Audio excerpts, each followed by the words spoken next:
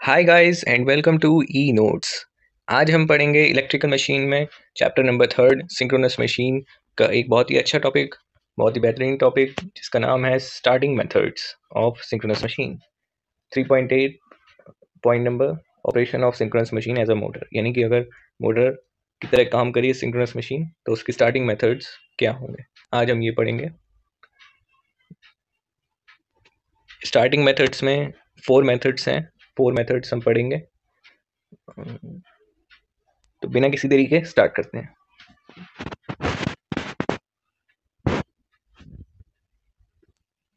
तो हम आ गए अपने पेज पे, ये है स्टार्टिंग ऑफ सिंक्रोनस मोटर। अब मैं आपको एक तरीके से ओवरव्यू दे देता हूँ कि हम क्या पढ़ेंगे। तो पहला तो हम पढ़ेंगे using pony motor. Pony motor की मदद से कैसे स्टार्ट करें सिंक्रोनस मोटर को। फिर है using small DC machine, small DC machine से कैसे स्टार्ट करें। और फिर है बहुत ही ज़्यादा इंपॉर्टेंट, क्योंकि ये हमेशा ही इससे स्टार्ट की जाती है मोटर, वो है using damper winding. Damper winding से ही हम ज़्यादातर स्टार्ट करते हैं मोटर को। तो ये है, ये भी पढ़ेंगे हम। और लास्ट हमारा जो स्टार्टिंग मेथड होगा वो होगा as a slip ring induction motor. जी हाँ, ये भी एक है टॉपिक, इसको भी हम पढ़ेंगे with the help of diagram. तो बिना किसी देरी के स्टार्ट करते हैं। सबसे पहली से using pony motor. Pony motor हम एक यूज़ करते हैं अगर हमें अपनी सिंक्रोनस मशीन चलानी होती है, तो हम उसके साथ एक पोनी मोटर का भी यूज़ करते हैं। पोनी मोटर इसके साथ ही अटैच होती है रोटर से ही विया बेल्ट, या फिर डायरेक्टली उससे कपल्ड होती है, तो इसमें है, हम देख लेते हैं। पॉइंट्स आपको ये लिखने होंगे इसके अंदर। By using the small pony motor like a small induction machine, जैसे कि अगर हम कोई इंडक्शन मशीन यूज़ कर रहे हो। It is coupled with rotor of synchronous motor, ये सिंक्रोनस मोटर के रोटर से कपल होती है। आपको इंपॉर्टेंट पॉइंट ही लिखना है, कंपल्ड होती है।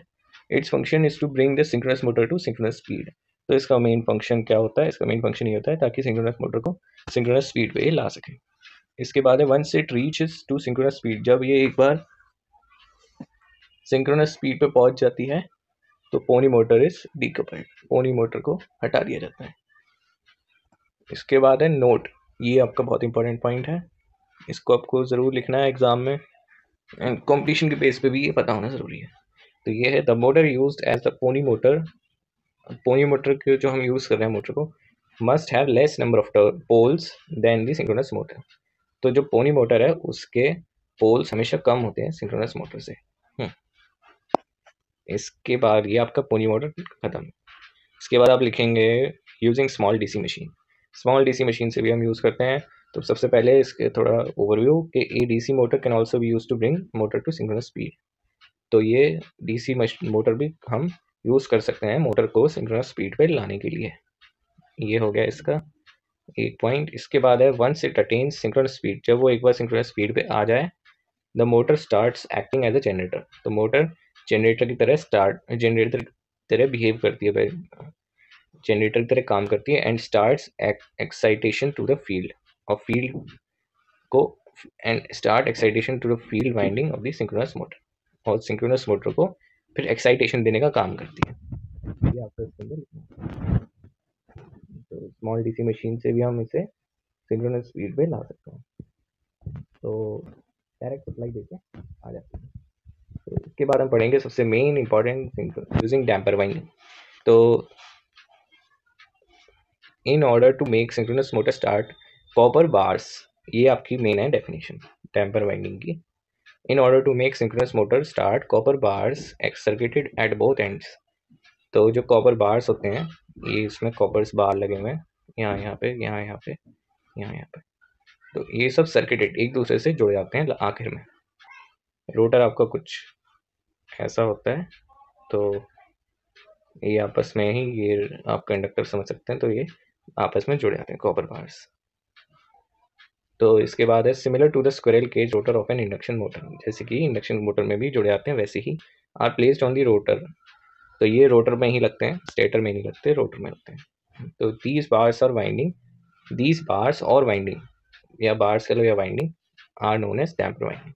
तो इन्हें डैम्पर वाइंडिंग कहा जाता है। ये आपको डेफिनेशन सबसे पहले में लिख देनी है, तो इससे एग्जामिनर को भी आइडिया हो जाएगा कि हाँ, आपको डैम्पर वाइंडिंग के बारे में नॉलेज है। इसके बाद है Now when supply is given to the field winding setups a rotating magnetic field. तो जब सप्लाई हम देते हैं फील्ड को तो फील्ड वाइंडिंग को, तो उसमें रोटेटिंग मैग्नेटिक फील्ड यानी कि आरएमएफ प्रोड्यूस होता है।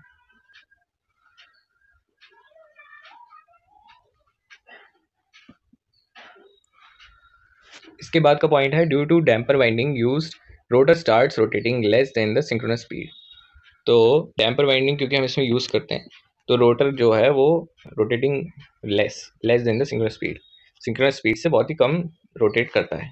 इसके बाद है once DC excitation is given to the field winding. जैसे ही कोई डीसी एक्साइटेशन हम फील्ड वाइंडिंग को देते हैं तो motor is pulled into synchronism, यानी कि मोटर को फिर वो सिंक्रोनिज्म में पुल्ड यानी कि खींच लेता है, तो वो सिंक्रोनिज्म में खींच लेता है। इसके बाद है because damper winding and RMF will be equal in relative motion. तो जो डैम्पर वाइंडिंग और आरएमएफ होता है वो क्योंकि एक दूसरे से इक्वल होता है रिलेटिव मोशन में, तो वो and hence induced EMF and current will be equal. तो इस वजह से इंड्यूस्ड ईएमएफ एंड करंट दोनों इक्वल होते हैं एक दूसरे से, तो इस वजह से उस पर कोई फर्क नहीं पड़ता और करंट भी उतना ही लगता है। तो ये आप देख सकते हैं डायग्राम है। आपको बिल्कुल ऐसी डायग्राम बनाना है, छोटे में नहीं, आप काफ़ी बड़े में, ज़्यादा भी बड़ा नहीं बनाना, मीडियम आपको बनाना होगा डायग्राम। तो ये हो गया।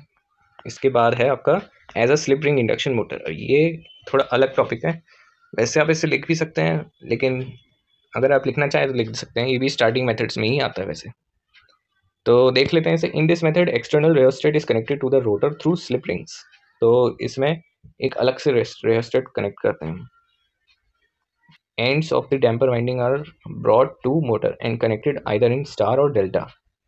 तो जो डैम्पर वाइंडिंग्स होती हैं जो लगती है रोटर में, उनको हम लेते हैं और स्टार या डेल्टा में कनेक्ट कर देते हैं। डैम्पर वाइंडिंग से जो मोटर की एंड होता है, जो एंड कंडक्टर होता है उसका, उससे लेते हैं और स्टार या डेल्टा में कनेक्ट कर देते हैं। तो ये आपको ऐसे डायग्राम आपको बनाना होगा। ये है इसका डायग्राम, आपको बिल्कुल ऐसे ही डायग्राम बनाना है। ये आपका आ गया रोटर, स्टार में कनेक्ट है। इसके बाद है ये आपने ले लिया यहाँ से और यहाँ से, बिल्कुल एज इट इज़ आप ये डायग्राम बना दीजिए। तो इसके बाद हम इसमें भी कुछ पॉइंट्स हम लिखेंगे, लेकिन इसमें आपके पॉइंट्स कुछ आ जाते हैं, जैसे कि rheostat is connected in series with the rotor. ये इंपॉर्टेंट पॉइंट है कि सीरीज में कनेक्ट होता है पैरेलल में, तो आपको लिखना है सीरीज में कनेक्ट होता है रोटर से। इसके बाद है at starting high resistance is connected in series with the rotor to limit the current. तो ये तो स्वाभाविक बात है कि रोटर में हम सीरीज में सबसे पहले हाई रेजिस्टेंस ही लगाते हैं ताकि ज़्यादा करंट ना फ्लो हो उससे। तो when motor picks up speed resistance is gradually cut off. जैसे ही मोटर स्पीड पकड़ती है तो जो रेजिस्टेंस होता है उसे हम हटा देते हैं। तो as speed reaches to synchronous speed, DC excitation is given to the rotor and it is pulled to synchronous speed। यहाँ पे स्पीड आएगा synchronous speed। तो ये आपका पॉइंट है, as speed reaches to synchronous speed, DC excitation is given to the rotor and it is pulled into synchronous speed। तो DC excitation हम उसे दे देते हैं और जैसे ही उसकी स्पीड सिंक्रोनस स्पीड से मिलती है, तो ताकि वो सिंक्रोनस स्पीड में ही घूमती रहे, फिर इसलिए हम इसे डीसी एक्साइटेशन दे देते हैं। इसके बाद है लास्ट पॉइंट है आपका from these methods damper winding is most common. तो अभी जो आपने सारी मेथड्स देखी, ये आपने ये देखा स्लिप रिंग इंडक्शन मोटर, ये सारी मेथड्स में से सबसे इंपॉर्टेंट है डैम्पर वाइंडिंग मेथड, क्योंकि यही सबसे ज़्यादा यूज़ की जाती है। तो ये आप लिख देंगे तो आपको 5 मार्क्स आई थिंक मिल सकते हैं if you right this answer. Otherwise आप अपना भी पॉइंट ऐड ज़रूर कीजिएगा इसमें, ताकि आपका आंसर और ब्रिलियंट हो सके।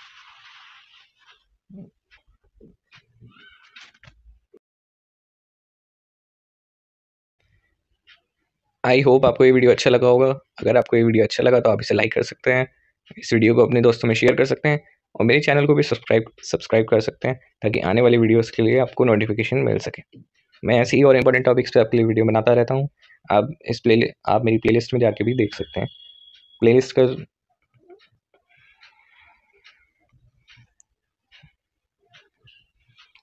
मैंने ऐसे ही और सब्जेक्ट्स पे भी वीडियो बनाई है, चाहे वो SGP हो, PLC हो, IMED हो या रिन्यूएबल सोर्स हो। आप उन सब की वीडियो देख सकते हैं, आपको और ज़्यादा अच्छे समझ में आ जाएगा उन टॉपिक्स में। एंड कुछ टॉपिक्स ऐसे भी हैं जो ढूंढने में थोड़ा मुश्किल होती है, लेकिन मेरे चैनल पे आपको वो उनके प्रॉपर 5 मार्क्स आंसर मिल सकते हैं with detailed Hindi explanation. Hindi में एक्सप्लेन कर रखा है मैंने उसमें, तो आप वहाँ पे जाके देख सकते हैं। अभी के लिए इतना ही। थैंक्स फॉर वॉचिंग गाइस, मिलते हैं नेक्स्ट वीडियो में।